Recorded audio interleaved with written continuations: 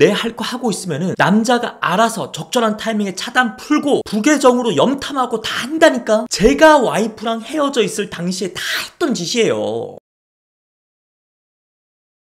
네, 여러분 반갑습니다. 마선생입니다. 개인 상담을 요청하신 분들 중에서 절반 정도는요, 재회 상담 요청입니다. 제가 현재 와이프랑 연애 당시에 이별을 2번 하고 2번 다 재회 성공해가지고 결혼까지 꼴이 난 재회 현직자 출신이기도 하니까 더 믿고 많이 찾아주시는 것 같아요. 그런 의미에서 오늘의 주제는 재회, 그 재회의 확률을 확 끌어올릴 수 있는 3가지 방법에 대해서 알아보도록 하겠습니다.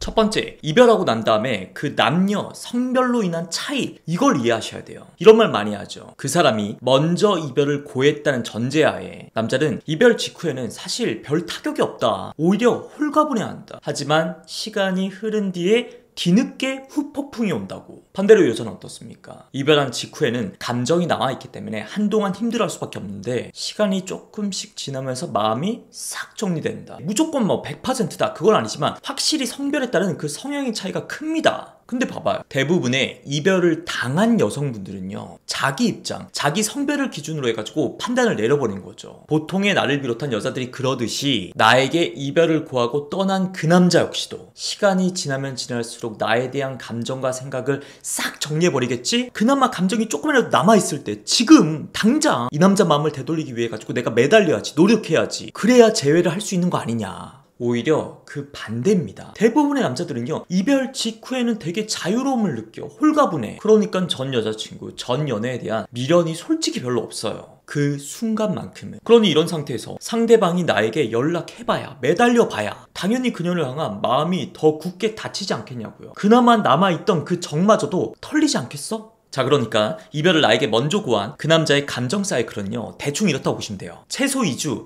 보통은 한 달까지는요, 좀 홀가분합니다. 그동안 못 만났던 친구들도 막 열심히 만나고 좀 남녀가 섞여있는, 그러니까 전 여자친구의 눈치 때문에 참석을 평상시에 잘 못했던 그런 모임도 좀 나가고, 헌팅 포차, 클럽, 각종 파티들, 꼭 거기서 새로운 여자친구를 찾겠다, 요거보다는요 좀 자유를 즐기는 차원에서 한창 신이 나 있을 그런 시기라는 거죠. 그러니까 이때는요, 어쩔 수 없어. 여러분들의 그 미치겠는 마음은 알겠어. 근데 가만히 내버려 두는 게 이 시기에는 최선입니다. 자, 그 다음 기간 짧으면 한 달부터 해가지고 길어야 2~3달, 딱 요 기간. 막상 이렇게 지내다 보니까 별거 없다, 놀아봐야 괜히 허무하기만 하고, 이때 이제 본격적으로 슬슬 SNS 작전이 들어가야 될 타이밍입니다. 나의 그 발전적인 근황을 던져놓는 거죠. SNS가 아니라면은 겹친들 통해가지고, 근데 저 SNS 안 하는데요? 이참에 시작하면 되지 않습니까? 그 남자가 SNS를 안 하는데요? 여러분 카톡 푸사라도 배경이라도 바꿀 수 있잖아. 근데 헤어지면서 팔로우 끊고 차단했는데요? 잠자코 내 할 거 하고 있으면은 남자가 알아서 적절한 타이밍에 차단 풀고 부계정으로 염탐하고 다 한다니까. 제가 와이프랑 헤어져 있을 당시에 다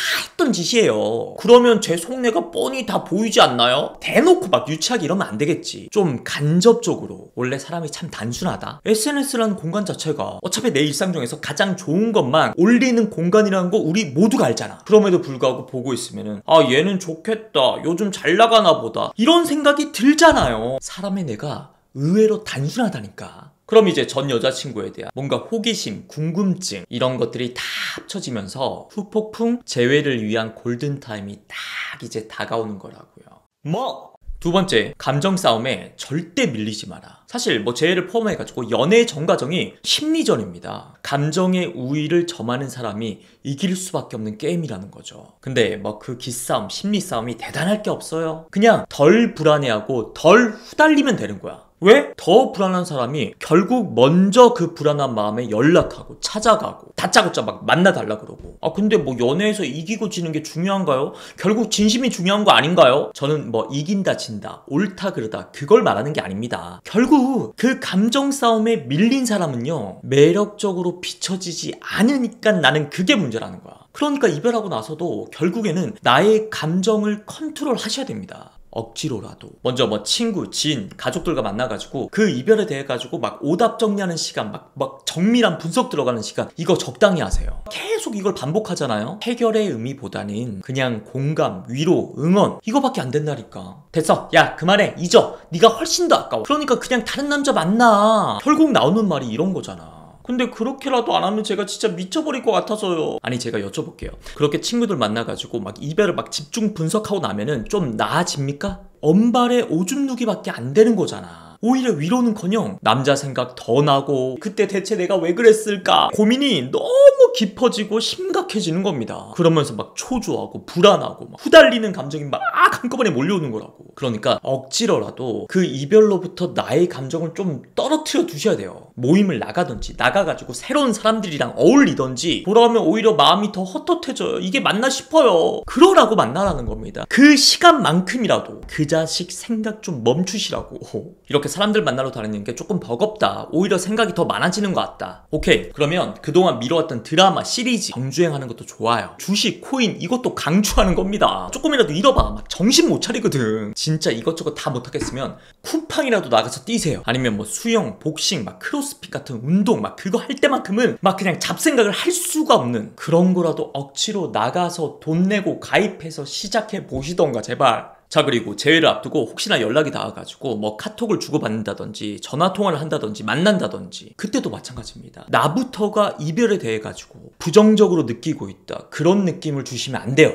처음엔 나도 힘들었지. 근데 그 시간을 마냥 힘들어하면서 지내기에는 좀 억울할 것 같더라고. 그래서 운동도 시작하고 새로운 일도 도전해보고 그렇게 열심히 살았어. 너는 그동안 어떻게 지냈어? 너도 그때 뭐 해보고 싶다고 했던 거 시작했어? 오히려 이러면요, 그 이별의 기간 동안 좀 생산적으로 살지 못했던 그 남자가 괜히 찔릴 겁니다. 같은 시간을 보냈지만 훨씬 더 매력적인 사람으로 거듭난 성숙한 이 여자친구가 좀 다르게 보일 거라고.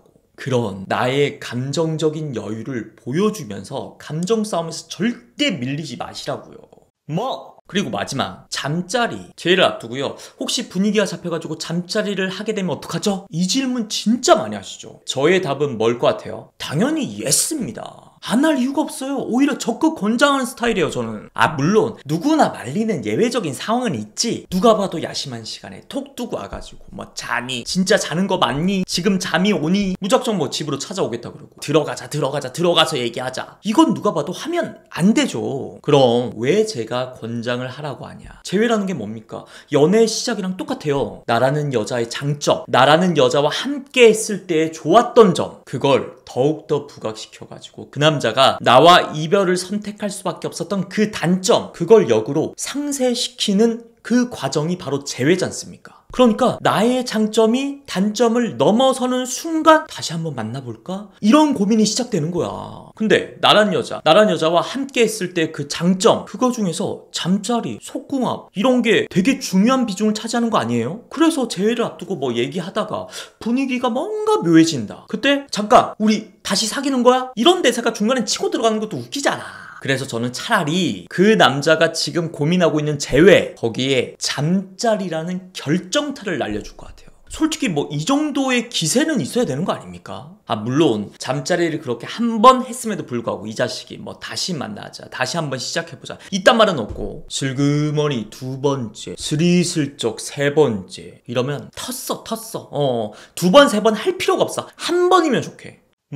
자, 지금까지 재회 확률을 높일 수 있는 3가지 방법에 대해서 알아봤습니다. 제가 재회 영상을 찍으면서 진짜 고민이 많이 되는 게 이 부분이에요. 가장 공통적으로 대다수의 분들에게 적용할 수 있는 것들만 추려서 말씀을 드리지만 그 이별의 원인, 상황, 둘의 관계 너무 조금씩 다 달라가지고 가끔씩 뭐 상담을 하다 보면 마 선생님이 영상에서는 무조건 기다리라 그래서 물론 일반적인 상황에서는 시간을 가져야 되는 거 맞는데 지금 님의 상황은 좀 달라요. 이런 경우가 은근 많아요. 그래서 저도 마음이 좀 아픕니다. 그래서 혹시라도 영상을 보시고 조금 애매한 것 같다, 잘 모르겠다, 그런 분들은 병을 키워놓고 병원에 찾아가지 마시고 병이다 싶으면은 바로 전문가를 찾아가는 게 여러분들의 시간, 에너지, 돈 모든 걸 아낄 수 있는 방법입니다. 그럼 지금까지 마 선생이었고요. 고맙습니다.